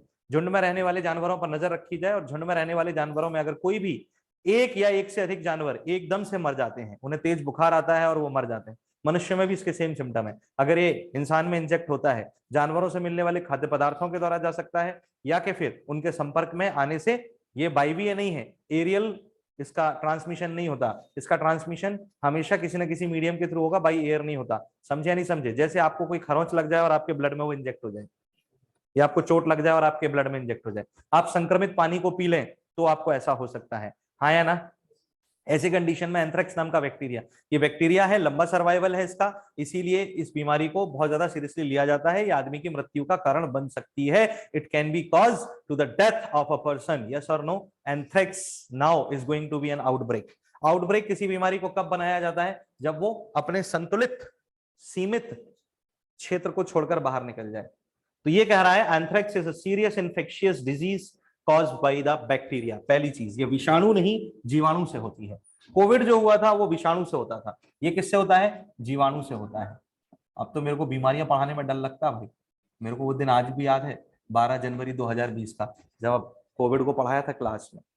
वो इतना हल्के में पढ़ाया गया था ना कि ये करंट अफेयर है, पता ही नहीं था वो ऐसा करंट अफेयर बनेगा, तो उसके चक्कर में ऐसी तैसी हो जाएगी। खैर, तो ये जीवाणु जनित है और इन्फेक्शियस है, यानी कि ये संक्रमणीय है, यानी कि एक से दूसरे में फैल सकता है। बोलो हाँ, okay. Commonly found in the southern states of India, ये भारत के दक्षिणी राज्यों में सबसे ज्यादा पाया जाता है। It is found less in the northern states, उत्तर भारतीय राज्यों में इतना नहीं है। The disease has been reported in Andhra Pradesh, Tamil Nadu, Jammu and Kashmir, Assam, Orissa and Karnataka. अब तक भारत में ये बीमारी के केस आंध्र प्रदेश, तमिलनाडु, जम्मू कश्मीर, असम, उड़ीसा और कर्नाटक में पाए गए हैं, जिसे एंथ्रेक्स नाम से जाना जाता है। किस नाम से जाना जाता है? एंथ्रेक्स नाम से जाना जाता है। क्लियर है या नहीं है? लिखेंगे जरा, 2-3 चीजें ही हैं इसमें तो बस। बोलो ओके। यह जीवाणु जनित संक्रमणीय रोग है, यह जीवाणु जनित संक्रमणीय रोग है, यह जीवाणु जनित संक्रमणीय रोग है जो दक्षिण भारतीय राज्यों में अधिकतम पाया जाता है या फैलता है। जो दक्षिण भारतीय राज्यों में अधिकतम फैलता है, जो दक्षिण भारतीय राज्यों में अधिकतम फैलता है, दक्षिण भारतीय राज्यों में अधिकतम फैलता है। भारत में अब तक यह रोग, भारत में अब तक यह रोग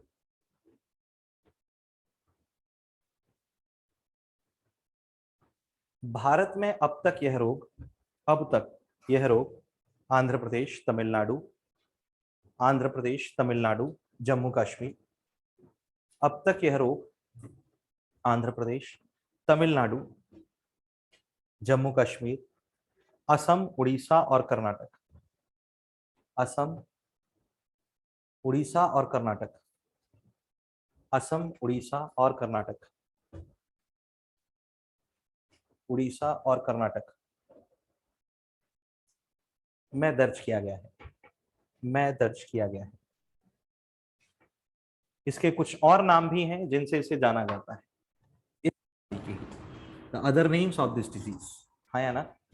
इस बीमारी के जो अन्य नाम हमें दिखाई देते हैं वो है, पहला वुल शॉर्टर्स डिजीज, इसे वुल शॉर्टर्स डिजीज के नाम से जाना जाता है, या मैलिग्नेंट पस्ट्यूल के नाम से इसको जाना जाता है। ये दो नाम इसके और हैं, लिख लें। The disease is also named, इस बीमारी को वुल शॉर्टर डिजीज के नाम से या मैलिग्नेंट पस्ट्यूल के नाम से जाना जाता है। लिखना दोनों नाम एज इट इज, देखो वहां मैंने मार्क किए। इस बीमारी को वुल शॉर्टर्स डिजीज और मैलिग्नेंट पस्ट्यूल के नाम से जाना जाता है।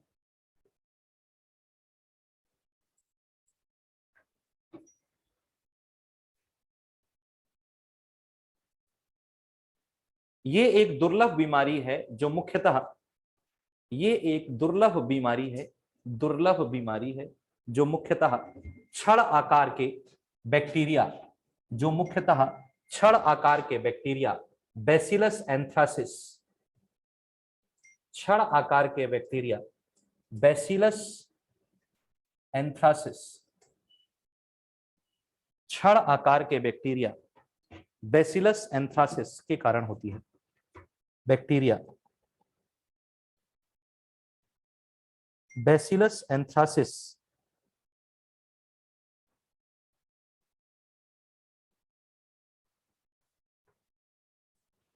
के कारण होती है। 7 तारीख 8 तारीख, बैसिलस एंथ्रासिस के कारण होती है। Line check. ये बैक्टीरिया मुख्यतः मिट्टी में पाया जाता है। बैसिलस बैक्टीरिया आपने देखा होगा, इसमें स्पोर्स पाए जाते हैं। थोड़ा छड़ आकार का बैक्टीरिया होता है। बैसिलस, लैक्टोबैसिलस दही में पाया जाता है, वो बैसिलस छड़ आकार का, इसमें स्पोर्स पाए जाते हैं। स्पोर्स यानी बीजांड, जिसमें ये प्रजनन करते हैं, अपने अंडों को सुरक्षित रखते हैं, इन्हें बीजांड कहते हैं। बीज जिसमें अंडों को सुरक्षित रखा जाए, खोल होता है इनके पास। ये छड़ आकार के बैक्टीरियाज हैं। मैंने बताया ना, बैक्टीरियाज जो होते हैं ना, वो बेसिकली अपना जो रिप्रोडक्शन करते हैं उसके टाइप्स दिखाते हैं।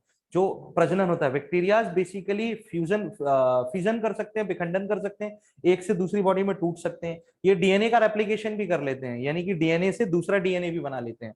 बैक्टीरियाज ये भी करते हैं। और बैक्टीरियाज स्पोर्ट्स को भी यूज कर सकते हैं। स्पोर्ट्स, हाँ, स्पोरोजेनेसिस भी करते हैं, मतलब अंडकों का निर्माण भी करते हैं। ये 3 प्रकार के जो जीवाणु होते हैं, वो 3 प्रकार के बोल सकते हो प्रजनन दिखाते हैं। 3 types of reproduction are being shown by the bacteria. समझे? ओके, तो ये मुख्यतः कहां पाया जा रहा है? मिट्टी में। इसका शेप ऐसा होता है छड़ के जैसा। अकॉर्डिंग टू WHO, लिखना W, world health organization, WHO के अनुसार, WHO के अनुसार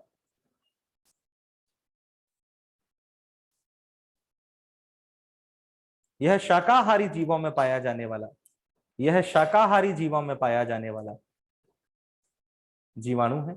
शाकाहारी जीवों में पाया जाने वाला जीवाणु है, पाया जाने वाला जीवाणु है, जो कि जंगली और घरेलू, जो कि जंगली और घरेलू जानवरों को प्रभावित करता है, जानवरों को प्रभावित करता है, और जानवरों से मनुष्यों में फैलता है, और जानवरों से मनुष्यों में फैलता है, मनुष्यों में फैलता है। यद्यपि यद्यपि यद्यपि मनुष्यों से मनुष्यों में, मनुष्यों से मनुष्यों में इसके फैलने के मामले कम है। मनुष्यों से मनुष्यों में इसके फैलने के मामले कम है। यद्यपि मनुष्यों से मनुष्यों में इसके फैलने के मामले कम है। मनुष्यों से मनुष्यों में इसके फैलने के मामले कम है। समझे? ये जूनोटिक है। जूनोटिक का मतलब जानवरों, जिसका जन्म जिस बीमारी का हो जानवरों से। जैसे कोविड जूनोटिक है, चमगादड़ से निकला ना, बैट से निकला था, वो फ्लाइंग बैट, इसलिए वो जूनोटिक डिजीज थी। जूनोटिक वायरस या जूनोटिक वो बैक्टीरियाज होते हैं जो पहले जानवरों में पहुंचते हैं और उसके बाद फिर वहां से मनुष्यों में पहुंचे। इस तरीके के रोगों को क्या कहा जाता है? जूनोटिक रोग कहा जाता है। समझे या नहीं समझे? This is about this disease. इसके सिम्टम्स यही हैं: तेज बुखार और अचानक मृत्यु, हैवी फीवर, सडन डेथ। ये सिम्टम्स ही एंथ्रेक्स के सिम्टम्स होते हैं, लेकिन इंसानों में बहुत कम पाया जाता है। जानवर इससे ज्यादा प्रभावित होते हैं। क्लियर है? सिंपल से 2 स्टेटमेंट्स हैं, उनको आप इजीली कर सकते हो। पहला, एंथ्रेक्स एक गंभीर संक्रामक रोग है जो बैक्टीरिया के कारण होता है। Anthrax is a serious infectious disease caused by the bacteria. सही है? यह एक वायवीय संक्रामक रोग है। It is an airborne infectious disease. नहीं, ये मिट्टी या पानी से होता है, वायु से संक्रमित नहीं होता, एयर से ट्रांसमिट नहीं होता। कोविड एयर से ट्रांसमिट था, ये एयर से ट्रांसमिट नहीं होगा। वो भी एयर से नहीं था तो ह्यूमिड एटमॉस्फेयर में लार या कफ के रूप में वो वायु में आगे बढ़ता है। हालांकि वायु में उसका कोई सर्वाइवल नहीं था। किसका? कोविड का। समझ गए बात को? Okay, so only first statement is correct, second statement was wrong. चलिए 5 मिनट देना, 5 मिनट दूसरा टॉपिक।